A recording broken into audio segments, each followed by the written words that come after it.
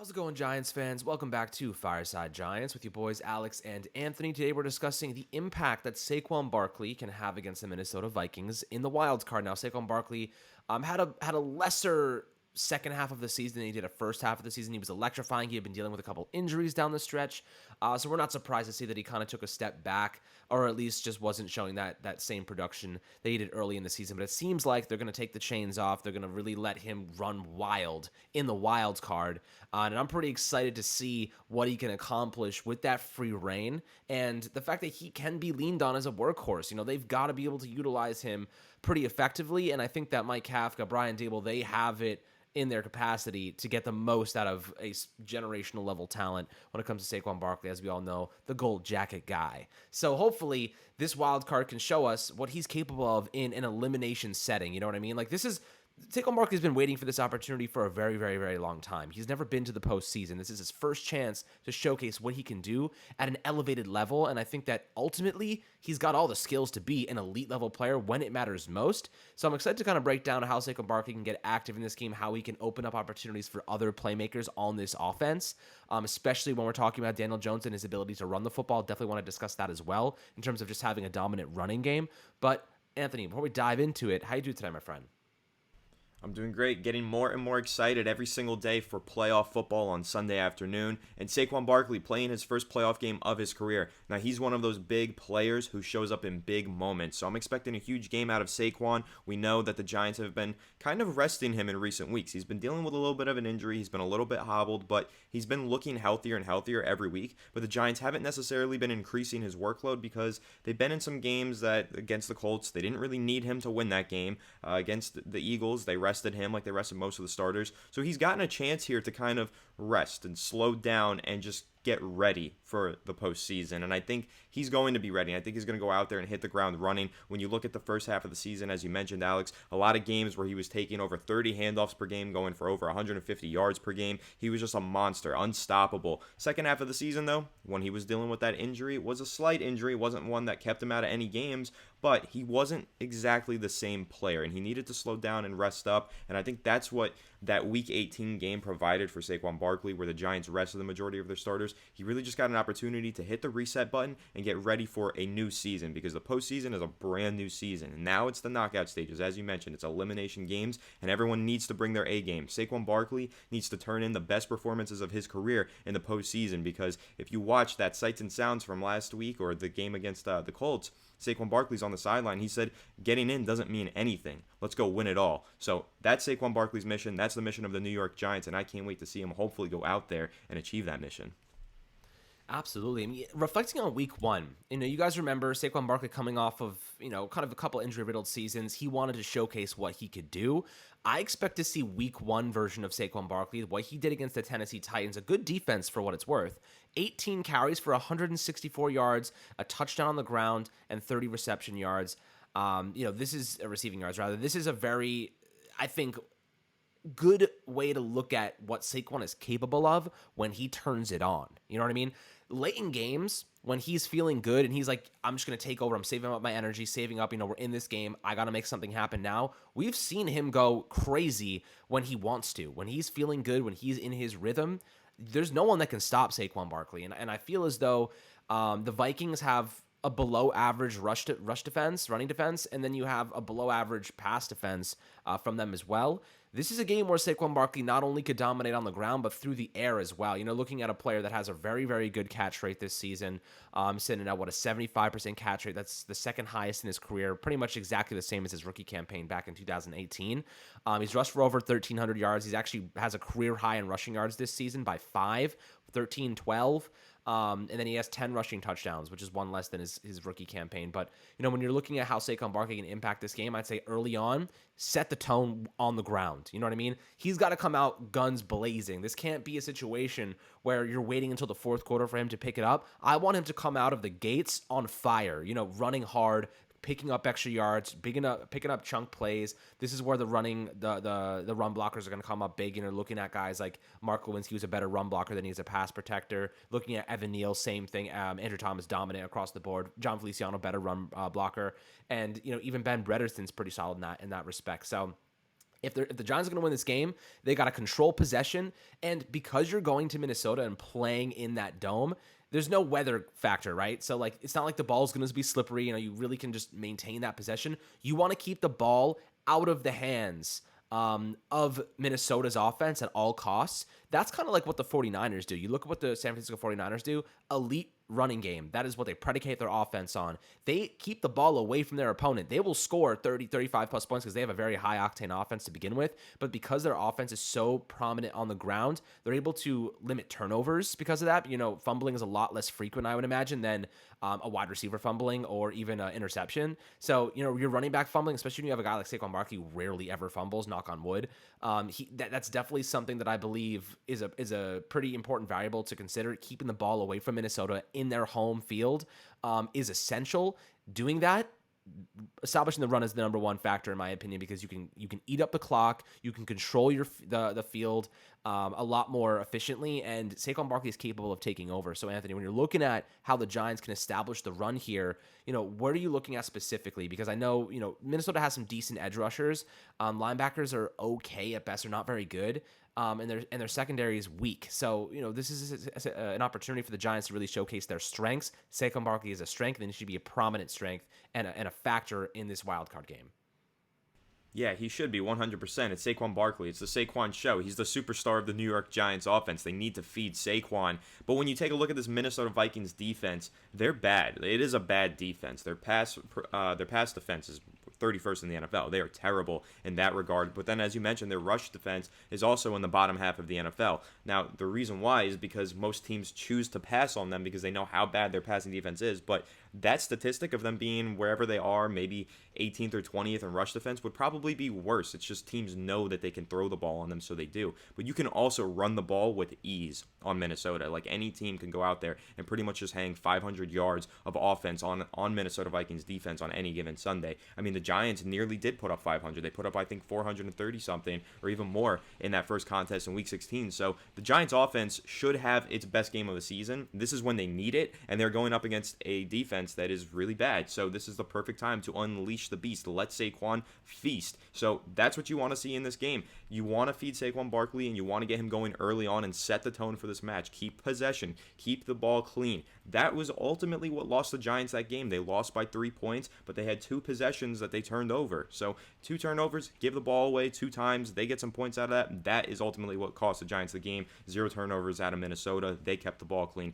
If the Giants can keep the ball clean, win the turnover battle, I think they can win this game, because that was the difference in the first matchup. And when you put the ball in the hands of Saquon Barkley, your odds of winning the turnover battle are significantly higher. He fumbled 1 time this season, and he didn't even lose that fumble. It went out of bounds. I'm pretty sure that was in Week 1. And I think he's only ever lost 1 fumble in his career, if I'm not mistaken. If so, it's less than 3. He doesn't fumble the ball. He is very good at keeping the ball secure. I mean, look at Saquon Barkley. Look at the way he's built. Who is ripping the ball out of his hands, right? So, I mean, that's really the key here, is the Giants need to win that turnover battle. And like you mentioned, they can establish a tone by running the ball, but keeping the ball clean through the running game is really the main factor here. And I was watching a video the other day. It was Chris Sims, Phil Sims' son. He's an analyst for either Fox or NBC or whatever, and he was talking about how the Vikings stink at everything on defense, and he thinks that the Giants, that he kept saying the Vikings stink, the Vikings stink, and he was like, the Giants in the last matchup knew that the Vikings defense stunk in pass defense, so they threw the ball more than they wanted to. But if they would have realized how badly they stink in run defense too, they should have gone with that route, because they pretty much beat themselves, the Giants. They put Daniel Jones in a position where he ended up throwing an interception, turning the ball over. They threw at a higher rate than they usually do. But when you really look at that defense, it's kind of like everyone knows that they can pass on the Vikings. They can throw the ball on the Vikings, so that's what they do. But that's not what they have to do. So the Giants don't need to go into this game knowing that it's the 31st ranked pass defense and say, Daniel Jones, get ready. You're throwing the ball 40-something times in this game because they have such a bad pass defense. No, that's not what you need to do. You still need to play your game. And that's kind of what the Giants failed to do in that first matchup. They didn't really play their game on offense. Did we see a great performance out of Daniel Jones, a great performance out of Isaiah Hodgins? Absolutely, we did. We saw those players rise to the occasion against a very bad pass defense. But the Giants got away from what has made their offense successful all season long, and that's been the rushing game. Daniel Jones didn't really get busy with his legs in that game. Saquon Barkley wasn't much of a factor. I mean, he had a good game. I think he averaged like 7 yards per carry in that game, but he didn't get that many carries. So go into this game, establish your offensive game plan, the same one that's worked all season long, which is a rush first attack, and you complement that with a surgical passing game, because that's what Daniel Jones does best. He doesn't necessarily create a bunch of big time plays and explosive plays with passes downfield, but he's accurate and he's efficient as a passer. So you complement that with a very strong running game. That's the Giants' formula to winning. They got away from that in Week 16, but if they get back to that for this postseason, I don't care how bad that Vikings pass defense is, establish the run, play your brand of offense that's gotten you all of these wins this season. That's the key to winning for the New York Giants. Absolutely. Couldn't have said it better myself. And ultimately, when you're looking at establishing the run, what does that do? Opens up play action. And what does that do for you? It allows the passing game to succeed. So the Giants have been tremendous with play action, bootlegs, running the football, and using those three variables to extrapolate on their strengths. And I believe that Saquon Barkley, being, like you said, the superstar of this offense, he's the leader, he's the one you set the tone with, is going to go crazy in the postseason. You know, his first opportunity in meaningful football in January. Now, I guess we're pushed a week. So in January, this is exciting, man. This is what he's been waiting for. We may not have seen this level of Saquon Barkley yet. We may have not seen this level of Daniel Jones or any of these offensive weapons. This is, regular season football. It's different. The atmosphere is different. The results are different. You keep going. This is something that these guys have been playing their hearts out for. You don't just make the postseason by accident. The Giants worked their asses off with a lot of moving pieces because of the injuries and lack of talent, and they've fought their way to this opportunity. They're not going to let it go right now. This is going to be an extraordinary performance, in my opinion, from guys like DJ, guys like Saquon Barkley, against a bad defense in their home. And I think I like the Giants at home too. I like the Giants away in this game because I feel like they're not going to feel the pressure of being at home and everyone kind of expecting them to have this insane. I think they're going to enjoy that clean weather, that opportunity to go back into Minnesota. They were just there. It's like playing a divisional opponent. They were just there a couple of weeks ago, and now they get to go back, and they know what to expect. They know what it's going to feel like, and they know that they can beat them in their house because they lost on a 61 freaking yard field goal, and the only reason they actually had an opportunity was because Justin Jefferson took a screen pass 25 yards to get them into position to even have an attempt. That's not going to happen again.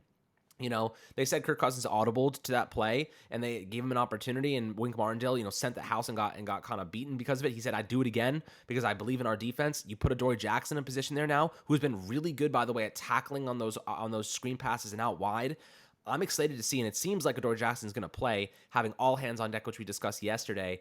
But on the offensive side, as you said, liabilities across that Vikings defense. The Giants need to set the tone with the run, use that to extrapolate on play action plays, get Daniel Jones running. And that's another variable I wanted to discuss. Daniel Jones on the ground. He is almost even with Josh Allen this year in terms of rushing. 706 yards, I believe, on the ground with 7 rushing touchdowns. They have not really used him prominently until the Colts. They really used him a lot in the beginning of the season. He was running the football quite well. Then he had that ankle injury that kind of shut him down for a couple of weeks in terms of running the football. Played him a lot more as a kind of play action and simply just using him as a pocket passer. But now he's back to full strength, and they showed us, and I think they by using him so effectively on the ground, they planted a seed in the Colts' mind that they may have to spy on Daniel Jones. And what does a spy do? It takes a guy out of coverage and allows you to even beat them even more through the passing game. So if they're spying on Daniel Jones, they're taking a linebacker out. You know who's going to benefit from that, Anthony? Saquon Barkley, because they need a linebacker to cover him. And if they have a spy on Daniel Jones, it's going to take somebody out of coverage, and there's going to be someone that's open because of it. Daniel Bellinger, another guy I would be looking at as a prominent piece in this offense in the wild card, Anthony. What are you thinking about the concept of, they planted the seed that Daniel Jones will run all over them if they give him the running lanes? Do you think they're going to spy on him? Because I feel like they may have to.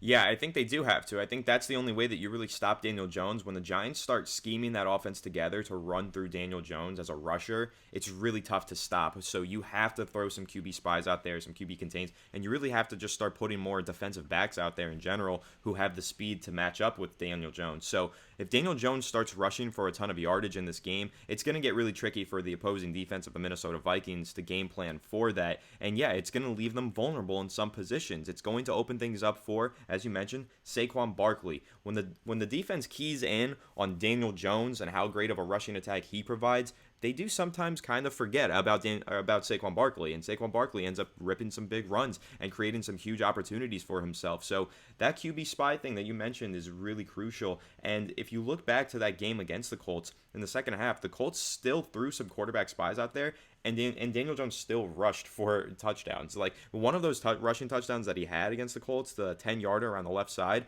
there was a QB spy on that play. He just outran him. So Daniel Jones is different. Like he is just so much faster than any linebacker that's matched up against him. He is one of the fastest quarterbacks in the NFL, and he is a dynamic weapon with the ball in his hand. So you get Daniel Jones out in space, you call some plays for him, he's going to take off and he's going to make some big time plays. And I think that looking back to week 18, the Giants resting their starters, Daniel Jones got a whole week to sit there, rest up, and get ready for the postseason. We're talking about how big of a game this is for Saquon Barkley, his first postseason game. Same thing for Daniel Jones. This is his first time in the postseason in a contract year, and it's the fourth season of his career. It's the best season that he's had. This is really exciting for Daniel Jones, but when you look at just the impact that he can make in the rushing game, this is the game where you want to see it happen. He's fully rested, and the Giants, last time they faced Minnesota, I don't even think they called many rushing plays for Daniel Jones, maybe one or two. I know he scrambled a couple times, but for the most part, they pretty much contained him to being a passer in that game. So watch them totally switch that up. The Vikings might go back, rewatch that film, be like, yeah,